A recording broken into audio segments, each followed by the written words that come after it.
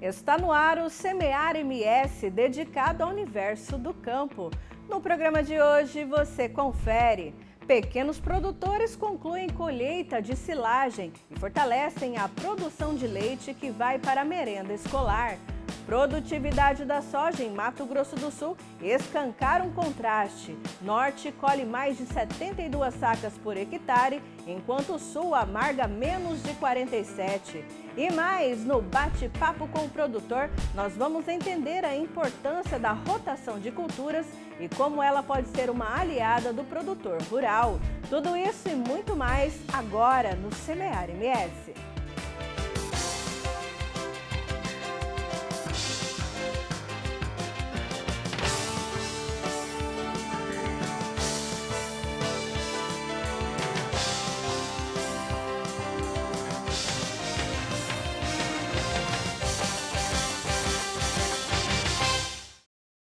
A gente começa o Semear MS de hoje destacando que pequenos produtores dos distritos de Indápolis e Iguaçu, em Dourados, estão garantindo o alimento do rebanho leiteiro para os próximos meses com a produção da silagem.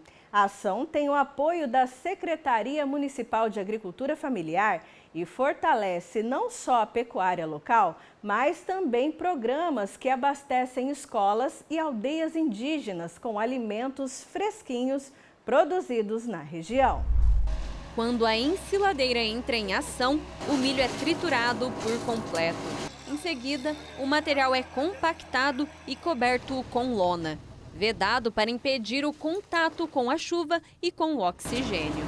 A silagem passa por um processo natural de fermentação que dura cerca de 60 dias. Só depois disso é que fica pronta para alimentar o gado. A silagem ela é uma garantia para o produtor, como se fosse um produtor, ele fosse um funcionário, que ele tivesse uma garantia no seu salário. A silagem, além de ele ter os animais dele sadio, com alimentação correta, ele pode garantir no final do mês o dinheirinho dele do leite, porque ele tem comida, porque o leite ele entra pela boca. E se chega na época do inverno e ele não tem a comida para dar para os animais dele, ele não vai ter leite. Sem falar que ele pode perder os animais dele, né? Nos distritos de Indápolis e Iguaçu, a produção de silagem recebeu apoio da Secretaria Municipal de Agricultura Familiar de Dourados, que cedeu maquinários para ajudar na colheita e trituração do milho. A ação envolveu mais de 10 hectares de plantio. Todo o trabalho é organizado pela Associação dos Produtores Rurais da Agricultura Familiar do Guaçuzinho, que mantém convênio com a Secretaria. A entidade atende mais de 160 famílias e participa de programas como o PAA, Programa de Aquisição de Alimentos, em parceria com a Conab, e também do Programa de Aquisição de Leite do Governo do Estado. Os produtos colhidos são direcionados principalmente às aldeias indígenas da região. Seja o leite, né, a verdura, né, o legume, a mandioca, então é comercializado pelos programas de aquisição de alimentos, aí também pelo PNAE, e também eles conseguem, né, as associações que estão fortalecidas, que têm a documentação, ele pode participar até mesmo das licitações de órgãos públicos, né? Então nós temos o Exército que faz aquisição de alimentos, então tem assim, toda órgão público e toda empresa, ela tem uma cota que ela tem que comprar da agricultura familiar, né? Então, se a empresa, né, se essa associação ela está com a documentação em dia, ela tem essa possibilidade de colocar seus produtos, né? E você consegue um preço atraente, né? O reforço no campo garante alimento de qualidade para o gado leiteiro, assegurando uma produção estável e contínua de leite. Na ponta, o resultado se traduz em merenda escolar mais fresca, nutritiva e produzida localmente. É a força da agricultura familiar, fortalecendo a educação e a alimentação das crianças. É muito gratificante quando você, que nem eu que participo desses programas do governo, que você vê uma criança se alimentando, um soldado do exército, um coronel, um major, te dá parabéns pela qualidade do produto que chega lá da agricultura familiar. E o incentivo que a gente a gente tem, quando recebe uma palavra tão bonita dessa, que nós recebe, obrigado por vocês trazerem esse produto tão bom aqui para nós. Eu acho que é ensinar para as crianças, ensinar para os mais novos ao todo, que a agricultura familiar ela é o caminho e ela nunca pode acabar. Ela sempre tem que existir, porque é ela que mata a fome de 90% do nosso povo. Sai da agricultura familiar. E chegou aquela hora de ficar por dentro dos principais eventos do agro no Brasil. Pegue papel e caneta e anote tudo que rola na nossa agenda rural.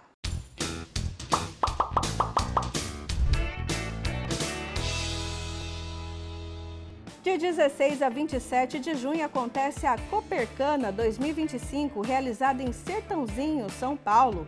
O evento reúne as mais recentes novidades do setor e as tecnologias que impulsionam o desenvolvimento do agronegócio.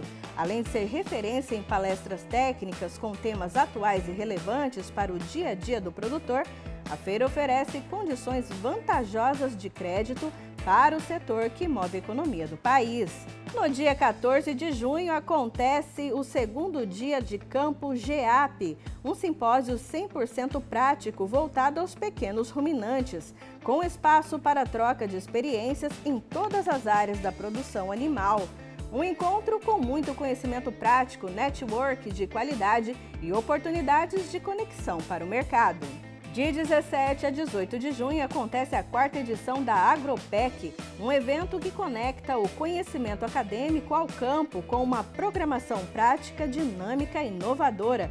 O Campus 3 da Unifespa será o ponto de encontro para estudantes, produtores, pesquisadores e profissionais do agro em busca de atualização e experiências transformadoras.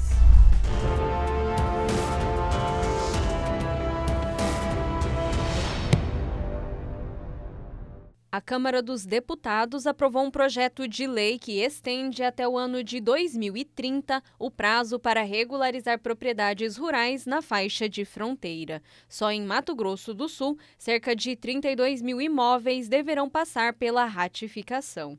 Além disso, o projeto também flexibiliza algumas regras. Mesmo terras que estão em áreas com processos de demarcação indígena poderão ser regularizadas. Agora o texto segue para o Senado, onde será analisado antes de virar lei. O imóvel rural na faixa de fronteira pertence à União e foi titulado pelo Estado. E, em consequência, para consertar, entenderam que a ratificação seria o melhor meio. Não vai cancelar o título, mas faz a confirmação, que na realidade é a ratificação. Mas é importante destacar, a exigência de ratificação só se aplica a imóveis com área superior a 15 módulos fiscais. Pela lei em vigor, quem se enquadra nessa condição e não regularizar os títulos até 22 de outubro de 2025, corre o risco de perder a propriedade com incorporação das terras ao patrimônio da União. Dourados, por exemplo, cada módulo corresponde a 30 hectares. Então, acima de 450 hectares no município de Dourados estão obrigados a ratificar suas propriedades. O processo deve ser feito com base na matrícula individual de cada imóvel. A regularização não é coletiva. Já as propriedades com mais de 2.500 hectares precisam de aval do Congresso Nacional para a ratificação. Para você saber se você precisa ou não, você teria que pegar a cadeia dominial do imóvel, porque de repente foi registrado na matrícula lá atrás. Então você tem que chegar até ela para você saber se o seu imóvel já foi ratificado ou não. O presidente da Comissão de Agricultura da Câmara Federal comemorou a aprovação do projeto que estende o prazo até 2030 e disse que a medida é necessária porque ainda existem muitas dúvidas sobre o processo de ratificação. Um dos problemas é que mesmo imóveis com menos de 2.500 hectares, mas que ultrapassam 15 módulos fiscais, estão sendo recusados por cartórios e juízes quando há estudos demarcatórios de terras indígenas.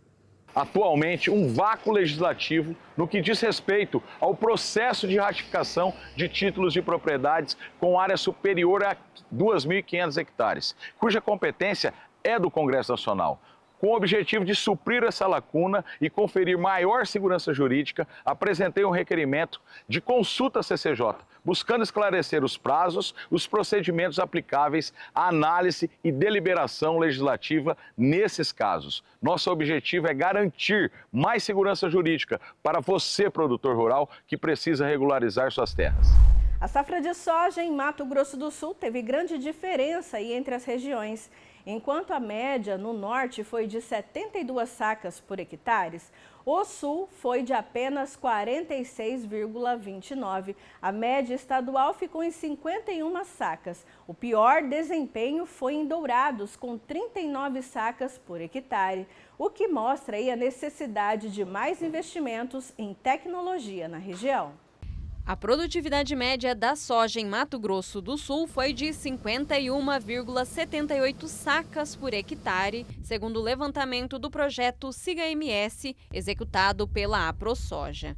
A região norte liderou com 72,01 sacas, enquanto o sul teve o pior desempenho, 46,29 sacas por hectare, 25,72 a menos que o norte. Em relação à média estadual, a região sul ficou cerca de 10,6% abaixo. Essa diferença de produtividade se deve-se a questões climáticas.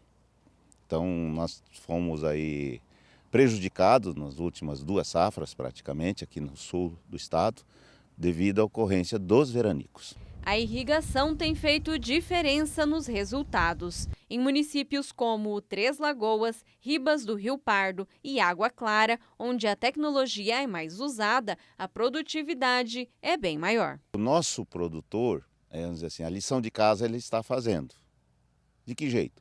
Corrigindo o solo, investindo em cultivares mais tolerantes, buscando conhecimento. Mas quando não chove, não tem o que fazer, a não ser, é lógico, para quem opta para irrigar.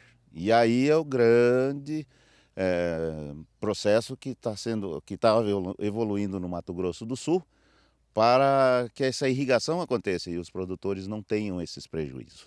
Com a produtividade da soja frustrando expectativas no sul do estado, as atenções agora se voltam para a cultura do milho safrinha. Apesar de enfrentar dificuldades no início do plantio devido à escassez de chuvas, a lavoura apresentou recuperação com as precipitações registradas nas últimas semanas. Com a colheita se aproximando, o produtor precisa estar atento às condições climáticas, que podem influenciar diretamente na qualidade e no rendimento final da safra. Conhecendo o clima da região, a gente sabe que os meses de junho e julho são meses que naturalmente são mais frios e secos.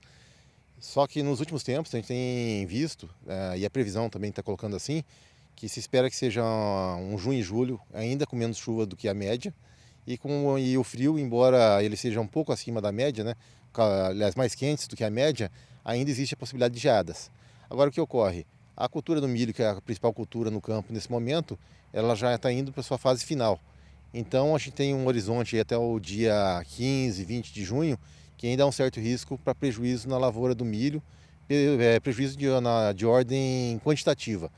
Passando esse período, os prejuízos são menores, que ficam poucas áreas com o milho em ponto vulnerável, né? E você vai ter só alguns prejuízos mais de ordem qualitativa. Então a gente está saindo do período de maior risco das geadas. A área plantada com milho passa de 2,1 milhões de hectares. A estimativa da AproSoja é de uma produtividade média de 80,8 sacas por hectare, com produção total de 10,2 milhões de toneladas. Crescimento de mais de 20% em relação à safra passada. A colheita acontece entre junho e agosto. Então, a nossa recomendação sempre, o que é mais de uso prático, é seguir o zoneamento agrícola. Porque mesmo que você venha enfrentar algum sinistro, normalmente quando você acompanha o zoneamento agrícola, você tem a opção da seguridade rural.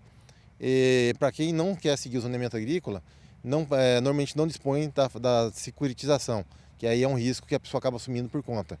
Então o que a gente recomenda? Seguir o zoneamento para poder evitar esse tipo de problema.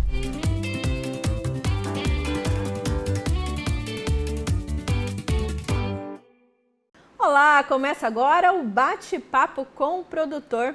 E o tema de hoje é a rotação de culturas e como essa técnica pode ser uma grande aliada do produtor rural. E para falar desse assunto, a gente convidou o professor Luiz Carlos Ferreira de Souza, da Faculdade de Ciências Agrárias da UFGD. Professor, para começar, eu gostaria que o senhor explicasse um pouquinho para a gente o que é essa técnica de rotação de culturas. Muito bom dia para você. Bom dia. Olha, esse assunto muito me empolga, né? Grande parte da minha vida profissional, na universidade, 38 anos, né? Eu sempre tive envolvido, e eu acredito, nessa questão de manejo de solo. A rotação de cultura, como o próprio nome está dizendo, né? Eu vou exemplificar. Nós temos prioridade mesmo, no Mato Grosso do Sul, e grande parte do Brasil, duas principais culturas. Nós temos a soja, verão, e o milho aí, que é a segunda safra, que é plantado outono e inverno. Se eu plantar sempre soja na mesma época e no Mato Grosso do Sul, a partir de 16 de setembro, né? Então, o que eu tenho? Eu tenho uma sucessão de cultura, que no caso aí eu tenho soja no verão e o milho na segunda safra. Ao longo dos anos, sempre fazendo isso, eu tenho duas monoculturas e não rotação. A rotação significa que eu planto, que uma cultura fique num intervalo de um ano entre a mudança dela. Por exemplo, se eu plantasse soja nesse verão que vai vir, né? O ano que vem, onde está a soja, vamos dizer que eu plantasse milho. Né? Então, eu já fiz uma rotação, eu já mudei a soja pelo milho. E lá no verão, lá no outono e inverno, em vez de eu plantar, vamos dizer, o milho, eu plantar sorgo.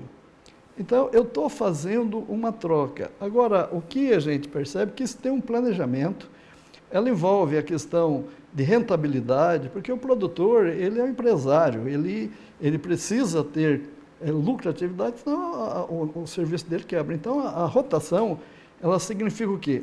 Que eu tenho uma sucessão de cultura onde eu estabeleço um cronograma onde o que eu vou plantar. E outra coisa, a rotação ela não precisa fazer em toda a área.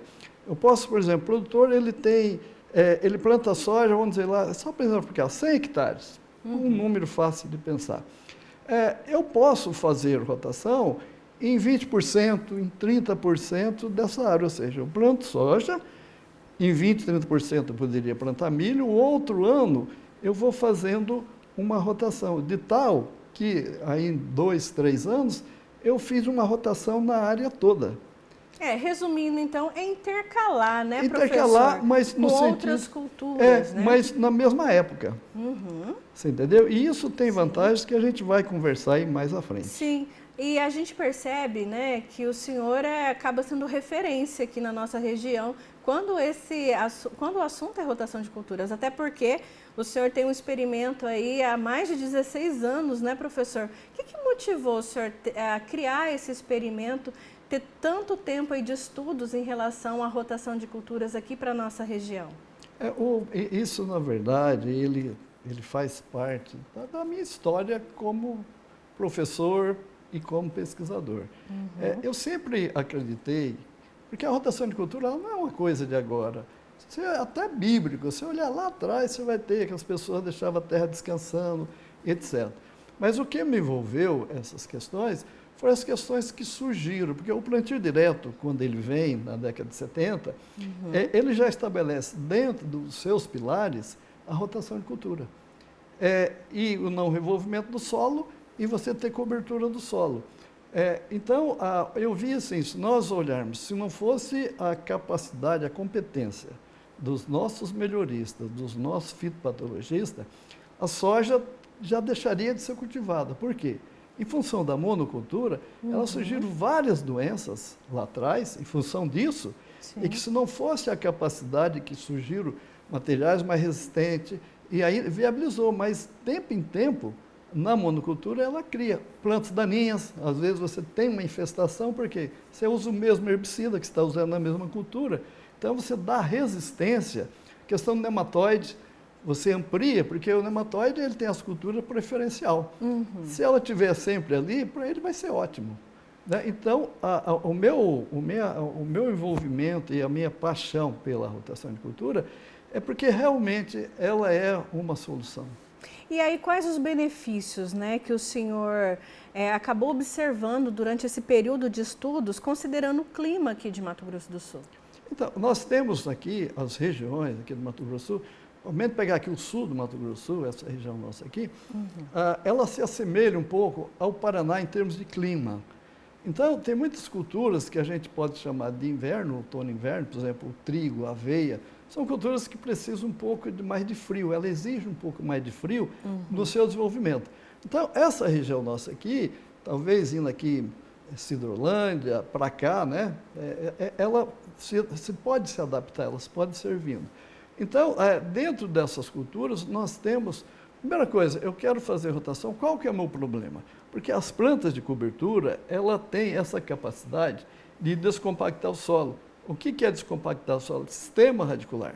Né? Eu acho que o melhor, ou o maior, ou o melhor descompactador de solo é a raiz de planta. Porque a raiz da planta, ela está estabelecida, ela não é uma operação mecânica. Porque se eu uso um arado, uma grade, um escarificador, a própria gênese do solo faz com que esse solo volte de novo como ele estava. E as raízes de planta não, ela vai deixando galeria, ela vai melhorando a estrutura do solo. Então, a rotação de cultura, conforme vou dizer, nós temos vários benefícios.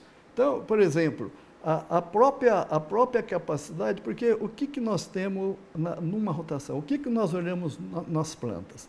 A primeira coisa que a gente pensa é na ciclagem de nutrientes. Ou seja, por ela ter raiz mais profunda, ela iria ir lá no solo em certa profundidade, que a soja e o milho possivelmente não iria. E a gente sabe que ao longo dos anos, os nutrientes descem por lixiviação, por chuva. E essas plantas, até pela maior tolerância dela, porque às vezes você tem essas plantas que toleram mais solo pH mais baixo, porque lá em cima, lá embaixo pH alumínio. Então elas têm habilidades e ela pega esses nutrientes que estariam lá e traz para a parte aérea da planta. E no caso, professor, da descompactação do solo, né, que é uma das preocupações aí do produtor rural, qual é a cultura que o senhor recomenda aqui para o solo do sul mato-grossense, né? Eu recomendo assim, a primeira coisa, eu fico assim, a compactação do solo, ela é preocupante, porque ela é um sinal também que o solo está sendo manejado, mal manejado. Então, quando eu tenho, então você vê bem, nós temos plantios, né, as épocas de plantios, tanto soja quanto milho, e normalmente, às vezes você está colhendo a soja com o solo meio úmido, porque você tem que colher, porque senão você vai perder no campo, e você está plantando o milho em seguida porque você quer umidade. E hoje, cada vez as máquinas estão maiores. A pressão que faz sobre o solo, ela é grande. Então, se eu tenho a umidade do solo, que é importante para o plantio, e o peso da máquina, ele é quase que inevitável. Agora, o que eu teria que ter? Eu teria que ter cobertura com palha. Porque se eu tenho um solo coberto e com uma quantidade boa de palha, esse peso ele é absorvido pela palha e causa menos problema da compactação. Olha aí que bacana. Então, isso é importante. Agora, você falou outra coisa que eu diria é raiz. Então, assim, as braquiárias, as gramíneas de maneira geral, ela tem um sistema radicular muito abundante. Você imagina o seguinte, se eu tenho uma planta, vamos pular uma braquiária, que ela produz de palha a parte de cima, vamos dizer que ela produz aí 7 toneladas de palha, que ela deixa na superfície. Ela produz quase o mesmo tanto de raiz. Então, esse sistema de raiz, você vê que é importante, nós estamos falando das raízes, a habilidade que elas têm, de ir. Então, se eu pego para eu avaliar uma compactação, tem um equipamento chamado penetrômetro. Ele é uma haste. E você injeta ele no solo, você insere ele no solo. É lógico que, como ele é pontiagudo, ele vai chegar um momento que ele não dá mais, aí ele vai mostrar o grau de compactação. Só que a raiz não é assim. A raiz, ela vai andando, onde ela vê que está mais difícil, ela tenta fazer outro trajeto. E ela vai penetrando. E o que acontece da compactação é que você faz uma destruição dos agregados do solo, porque os implementos fazem isso. Então, quando você quebra esses desagregados, você afeta a aeração, porque a porosidade é afetada, e a raiz não, ao contrário.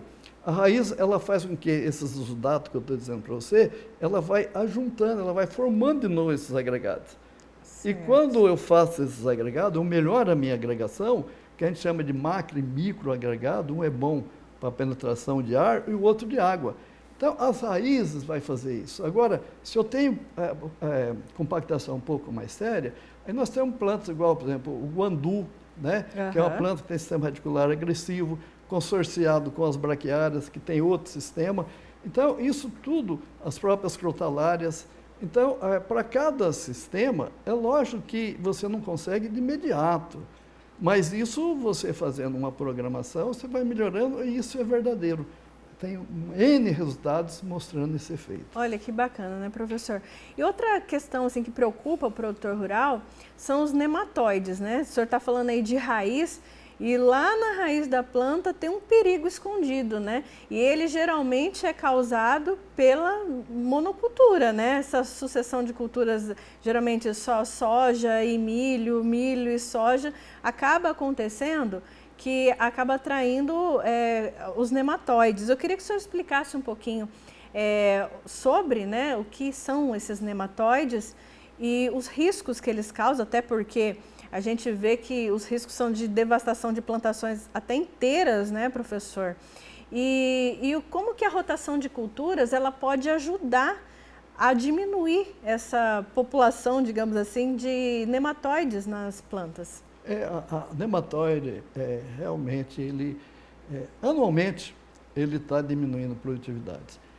O produtor só vai ver que ele é sério quando ele vê já o efeito dele. E ele mostra, as plantas crescem menos, fica toda com manchas, manchadas. Folhas amareladas, amareladas. E o nematóide, ele dá por reboleira. Normalmente você vê manchas ali, a presença dele, né? E você tem diferentes tipos de nematóide no solo, que atacam as raízes da planta. De maneira geral, o que ele faz é sugar. Ele está ali, né, as suas larvas, as suas partes ali, está sugando as raízes, né? Então, se eu colocar plantas que o que a planta está exudando não seja gostoso para o nematóide, ele não vai sugar, porque... Não é alimento. Não é alimento, ou não é o cardápio dele. Certo. Então, o que acontece? A população dele vai diminuindo, porque ele precisa ter o adulto para ele deixar o juvenil. E o ciclo aumenta. Então, quanto mais ter um banquete para ele, mais ele vai aumentando. Então, assim, nós temos assim, exemplos já, não exemplos, mas já plantas já são bastante eficientes. As crotalárias, você tem várias crotalárias, você tem as mucunas também, que é outra planta leguminosa. Então, se o produtor tem uma área já detectada com nematóide, o que ele tem que fazer? Ele tem que fazer ao menos 1 ou 2 anos incluindo nas crotalárias, porque o que ele abaixa de população é bem significativo. Então, e aí ele pode plantar essas crotalárias consorciado com braquiárias para melhorar a palhada. Então, você tem sim, para cada tipo de nematóide, mas você tem crotalárias que pegam várias espécies de nematóide. E o senhor falando em crotalária, a gente lembra também da questão do milho, né? Que é uma planta de cobertura que pode ajudar na questão da safra seguinte, né? Da soja. Queria que o senhor explicasse se vale a pena reduzir um pouco da área do milho para plantar crotalária. Eu vejo, né, que maravilha esse ano, né? O clima contribuiu bastante, né? Grande parte dos milhos semeados já estão praticamente livres, né? Até, assim, em termos de chuva, o milho o potencial está muito bom. A gente não via um potencial de produtividade há muitos anos, como está ocorrendo nisso, né? Agora, o produtor tem que saber, hoje nós estamos falando de risco de geada, né? Certo. Então, o produtor sabe que existe o mês de fevereiro, é o melhor mês, é lógico que ele está com a soja no campo, então ele faz a programação para ele colher essa soja no mês de fevereiro e em seguida ele já sai plantando milho. E quando eu estou plantando milho no mês de fevereiro, é onde eu tenho as melhores condições de produtividade em termos de risco climático. Se eu vou para março, até 15 de março, o teu risco ele aumenta em relação a fevereiro, mas ainda pode. Agora, você plantar final de março, no mês de março, final de março, segunda quinzena de março, você já tem uma série de espécies aí, de crotalárias, aveia, nabo, ervilhaca. Então, eu diria o seguinte, nas áreas, ele sabe disso, as áreas que ele é boa, que ele tem altas produtividades, puxa vida, o milho é uma renda para ele. Sim. E se ele pensar nos adubos verdes, ele poderia estar produzindo para vender sementes, né? Mas na maioria dos adubos verdes, ele não tem um uso, tirando do milheto, que você pode substituir milho, ele também pode ir para a ração, a aveia, que também vai para a alimentação animal e vai também para a alimentação humana, se é preta ou branca, mas a maioria delas, os benefícios estão na melhoria do solo. E isso é muito, porque você não compra no supermercado matéria orgânica, né? Você compra até os biológicos, mas se você não tiver um ambiente favorável, eles não vão ter uma multiplicação tão grande. Professor, eu gostaria de agradecer mais uma vez a sua presença aqui com a gente, é sempre uma aula, né, que a gente recebe. E para encerrar, eu queria te perguntar o seguinte, que dicas que o senhor dá para o produtor que tem uma pequena área, né, com solo aí desgastado e que precisa começar a trabalhar com as rotações de cultura. Que dicas que o senhor dá para esse produtor? A primeira coisa é ele conhecer o solo dele, né?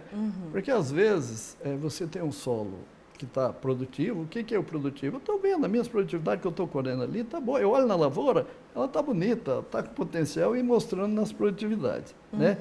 Mas ele ainda pode melhorar um pouco. Por que é que nós chegamos a 60 sacos de soja, outros produzem 70, outros produzem 80, né? É às vezes a mesma variedade, né? Certo. E os 60 de sacas por hectare, ele está mais ou menos assim, estabilizou, por quê? Falta mais alguma coisa. Essa mais alguma coisa é a parte viva do solo. Então a parte química dele, ele está com 10. A calagem, gessagem, a parte nutricional do solo está perfeito. Por isso que ele está colhendo aí. Mas para ele ir além, né, é o que nós estamos dizendo, tem que ter palha para absorver água, ele tem matéria orgânica. Então, o que eu diria para ele é ele fazer... porque assim, às vezes o produtor que tem áreas menores, ele depende muito dela em termos de rentabilidade, né? Mas ele pode fazer alguma opção de algumas dessas culturas que também traga alguma renda, que ele vai vender a semente, porque você tem sementes que têm valores. Sim. Né? Então, é ele entender isso, e se ele tiver condição, em certos intervalos, né? O que ele vai plantar? Normalmente você vai ter aí, se é hortaliça, puxa vida, você tem essas rotações das hortaliças, você diminui o nematóide, você vai aumentar o seu potencial ali das suas hortaliças. E você planta elas em canteiros, planta ali, roça aquilo em cima. Então, para toda a situação, os benefícios existem. Entendeu? Então, eu acho que a primeira coisa é conhecer o seu solo e saber que você pode melhorar mais ainda. Quem quiser conhecer o experimento que o senhor tem, onde procurar, como é que faz para chegar lá no experimento do senhor? Olha, eu já disse, né, são 38 anos de universidade. Lá na fazenda da universidade, muitas das pessoas conhecem lá, teve a oportunidade de quanto é bom eu ter eles lá mostrando, né? Então, está lá na universidade, na fazenda da universidade, que é caminho ali do aeroporto, mais na frente, né?